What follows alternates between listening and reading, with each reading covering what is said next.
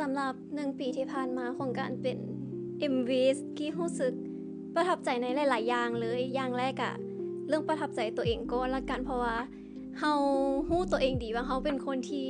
บ่ค่อยแข็งแรงและก็แบบบ่ได้เก่งด้านใดเป็นพิเศษแต่ว่าพอเห็นตัวเองมาอยู่จุดๆนี้ได้มันก็รู้สึกภูมิใจกับตัวเองค่ะแหละบ่คิดว่ามันฮอต1 ปีด้วยซ้ำไปรู้สึกเวลามันผ่านไปไวมากรู้สึกว่าอยู่กับ MV มาประมาณแบบหลายปีแล้วเป็นหมู่คนหนึ่งเลยแหละที่ว่าแบบสนิทแล้วก็เวลาซ้อมหรือเวลาเฮาไปสเตจอื่นๆหรือแบบเฮาถือคอมเมนต์ที่ว่าหุ่นแฮงหรืออีหยังหั่นนะพวกเฮายังจะแบบซัพพอร์ตกันมีกันตลอดแบบบ่ได้แบบเว้าเสียๆหายๆให้แบบกันหมดกำลังใจหั่นนะประทับใจตัวเองที่กล้าเฮ็ดกล้าแสดงออกแล้วก็กล้าที่จะแบบออกมาจากจุดที่ตัวเองบ่ถนัดประทับใจหมู่ในวงเนาะที่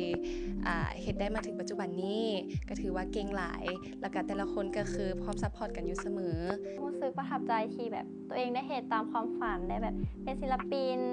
ได้มีเพลง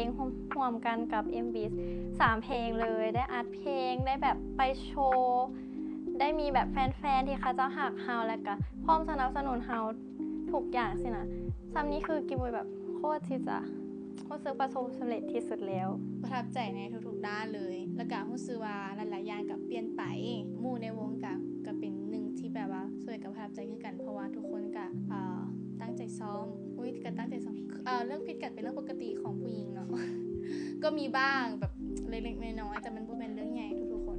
สิ่งที่ประทับใจที่สุดก็น่าจะเป็นการเต้นเพราะว่าแบบรู้สึกว่าตัวเองเป็นคนที่เริ่มมากะเต้นบ่ได้เลยอีหยังสิแต่ว่าก็มีโมโม MV คอยสอนตลอดรู้สึกว่าประทับใจหลาย1 ปีที่ผ่านมารู้สึกว่าพวกเรา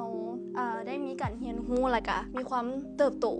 ไปพร้อมกันทั้งในฐานะศิลปินแล้วก็ฐานะคนธรรมดาเย้ MV ครบรอบ1 ปีแล้วถือว่าพวกเราได้ผ่านอย่างหลายๆอย่างมาและก็ได้ร่วมอีหยังทุกสุขนำกันมาหลายๆอย่างรวมถึงพวกเราแล้วก็มาวิสของพวกเรานำซึ่งมาเดินทางมาไกลถ้าบ่มี My Wish พวกเขาก็จะบ่ได้รางวัลนี้ทุกคนต้องขอบใจที่ My Wish คอยซัพพอร์ตพวกเขาจนได้รางวัลนี้ในปีที่ผ่านมาอยากขอบใจบอสและก็ประธานบริษัทค่ายมิโลโคและก็ไอโมทีมงานทุกคนที่ว่าอยู่เบื้องหลัง MV ที่ซัพพอร์ตพวกเขาขอบใจที่ว่าซัพพอร์ตพวกเขา MV จนมาฮอดแบบครบรอบ1 ปีนี้และก็ได้รางวัลหลายขนาดนี้เชื่อว่าปีหน้าพวกเขาจะคว้ารางวัลหลายกว่านี้แน่นอน Happy Anniversary 1 year MV